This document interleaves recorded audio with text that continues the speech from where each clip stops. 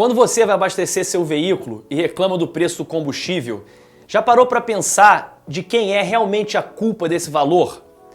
E você, já pensou como os combustíveis que você usa para abastecer o seu carro chegam até os postos de revenda?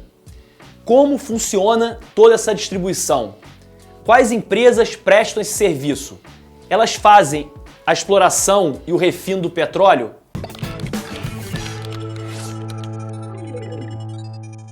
Para responder a primeira pergunta, a gente tem que antes responder todas as outras questões. E hoje no Manual do Brasil, a gente vai explicar tudo o que você precisa saber sobre a distribuição de combustíveis. Mas antes da gente começar, se inscreve no canal e aperta o sininho para ficar por dentro de todos os nossos vídeos. E se você curtir esse vídeo, deixa seu like e compartilha com todo mundo. Isso é fundamental para a gente fazer o Manual do Brasil crescer cada vez mais, beleza? Então vamos lá. Essa história de distribuir combustível é antiga aqui no Brasil e começou no século passado, quando a necessidade das pessoas de abastecer seus carros aumentou bastante. Isso aconteceu por volta de 1910. Antes disso, para vocês terem uma ideia, por volta de 1900, a cidade de São Paulo tinha apenas 83 automóveis, enquanto o Rio de Janeiro, em 1905, tinha apenas 6 carros. Alguém aí consegue imaginar essas cidades com esse número tão reduzido de carros? Para a gente comparar, atualmente a cidade do Rio de Janeiro tem quase 3 milhões de veículos e a capital paulista mais de 8 milhões. Vocês já entenderam a necessidade dos combustíveis? Dá para imaginar o desafio que é abastecer mais de 100 milhões de veículos em todo o Brasil, espalhados por mais de 5 mil municípios? Até 1920, o combustível era importado e chegava aqui pelos portos de Santos e do Rio. Tudo era armazenado e transportado em latas de 20 litros. Vocês têm noção? Os próprios motoristas abasteciam os carros usando funis. O sujeito tinha que abastecer e tinha que partir para o trabalho, com a mão e a roupa toda suja de gasolina. Já imaginou um passeio naqueles carros antigos, incríveis de época, com esse perfume no mínimo peculiar?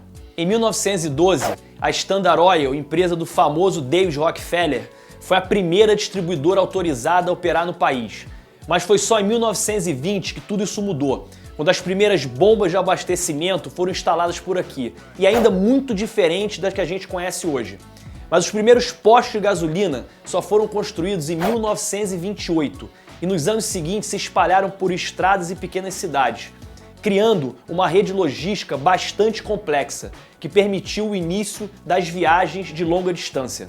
Como a gente já falou no nosso vídeo sobre a Petrobras, entre 53 e 97, a empresa tinha um monopólio na cadeia de petróleo, com exceção do segmento de distribuição. Isso ajuda a explicar o alto nível de concorrência que a gente vê na distribuição e na revenda de combustíveis aqui no Brasil. E isso já responde uma das perguntas que a gente fez lá no início do vídeo. As empresas que distribuem não necessariamente exploram o petróleo e nem refinam. São setores completamente separados da cadeia de distribuição de combustíveis.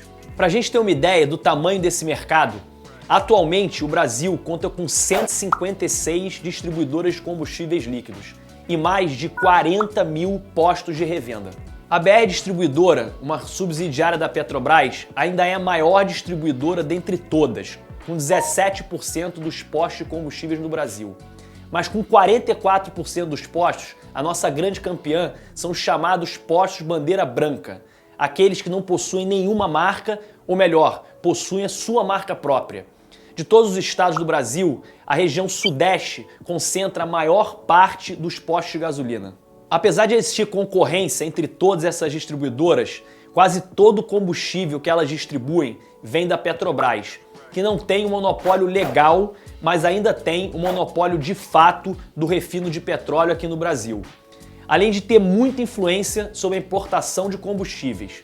Vale lembrar que enquanto os Estados Unidos possuem mais de 100 refinarias, a gente aqui no Brasil tem apenas 14, e todas sob o controle da Petrobras. Você já deve ter percebido que o trabalho das distribuidoras é super complexo e, por óbvio, não é só levar combustível de um lado para o outro. Elas são responsáveis por receber, armazenar e fazer um grande controle de qualidade dos combustíveis aqui no Brasil. E como a gente está falando aqui de produto inflamável, tudo precisa ser feito com altíssimo grau de segurança. Outra missão muito importante das distribuidoras é garantir o abastecimento de todo o país, fazendo e mantendo essa extensa e complexa rede logística. Além disso, as distribuidoras são as responsáveis por misturar os produtos adquiridos de refinarias, centrais petroquímicas, usinas produtoras de etanol e de biodiesel para disponibilizar os combustíveis que são vendidos nos postos. Isso quer dizer, por exemplo, que a gasolina comum que você coloca no carro é uma mistura feita pela distribuidora de gasolina pura ou tipo A com o que a gente chama de etanol anidro. As distribuidoras também preparam a mistura de biodiesel ao diesel, que são vendidos nos postos de gasolina em todo o país. Você tem uma margem, a gasolina tipo A, que é a gasolina pura, você pode botar, se não me engano aqui é de 20, isso muda, tá? De 20 a 27% de etanol anidro, que é um etanol, não é o mesmo etanol que você põe no seu carro. Com toda essa responsabilidade, você aí deve estar imaginando que os distribuidores e revendedores, ou seja, os postos de gasolina, ficam com boa parte do valor que a gente paga pelo combustível, certo? Errado. No caso do diesel, as refinarias, no caso as da Petrobras, ficam com 53% do valor total. O governo arrecada 24% com impostos e a margem da distribuição e da revenda juntas, mais o frete, somam apenas 17%. Já na gasolina, a receita das refinarias da Petrobras cai para 29% e a arrecadação do governo através de impostos sobe para 47%. Sabe quanto sobra para as distribuidoras e os revendedores juntos? Apenas 12%. E isso ainda tem que cobrir os custos com frete. É de 50% de imposto, cara. Cara, o governo faz 47% de imposto. É foda, né? Isso é uma coisa que a gente já falou um monte de vezes aqui no Manual do Brasil. Os nossos combustíveis são caros por causa da altíssima carga tributária e pela falta de concorrência no setor de refino do petróleo por aqui. Ou seja, a culpa não é do posto, é do imposto. Depois de toda essa explicação, você já sabe de quem reclamar quando achar que o preço do combustível está muito caro, né? E por último, muita atenção quando for abastecer o seu carro. Existe hoje no mercado distribuidores inescrupulosos que, além de não recolherem os impostos promovendo uma concorrência desleal, ainda fazem adulteração na gasolina, que pode causar sérios danos aos nossos veículos. Portanto, escolha bem o posto quando for abastecer o seu carro. Irmão, eu cheguei no Rio, carro, luz de injeção, engasgando. Engasgando. Eu falei, cara, deve ser alguma porra que deu aqui, alguma zica. Aí deixei na concessionária, falei, meu amigo, combustível adulterado. Pô, e como aqui você tem Aí, de novo, essa coisa, você tem imposto alto pra cacete no combustível, é um incentivo ao cara adulterar. Então, o cara, por exemplo, as distribuidoras honestas, né, tipo as que pagam os impostos, no adultério e tal, perdem mercado pra cacete no Rio.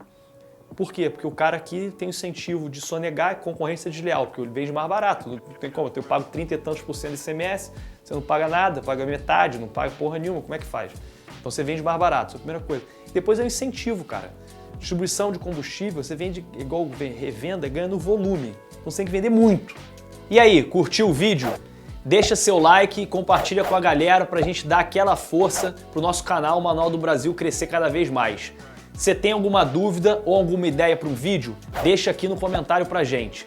E não esquece de se inscrever no canal e ativar o sininho para ficar por dentro de todas as nossas novidades. Até o próximo vídeo.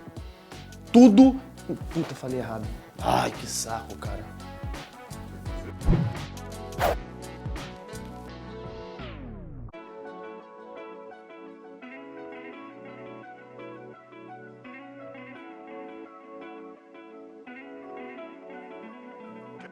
Catch a break.